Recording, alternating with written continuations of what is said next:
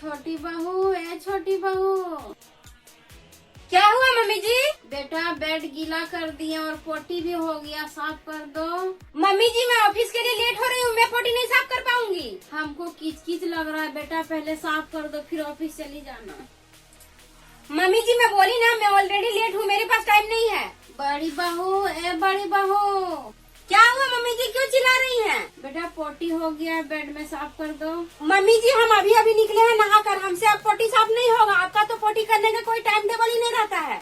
बेटा बुढ़ापे में कोई टाइम टेबल नहीं होता है, जब तक बेड में ही हो जाता है। जब तक हो जाता है तो रहिए ऐसे ही, हमसे नहीं होगा अब साफ।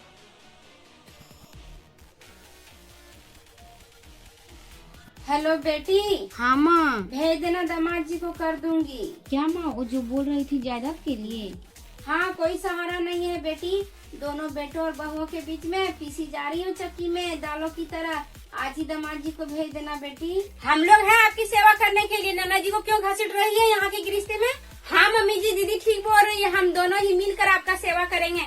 बात ये है ना मम्मी जी कि जब आपका हाथ पे चल रहा था, जब आप पूरी तरह स्वस्थ थी ना, तो अपनी बेटी की बातों में लगकर मेरे ऊपर आप बहुत ही अत्याचार किए हैं, इसीलिए आपके ऊपर दया नहीं आ रहा था मम्मी जी।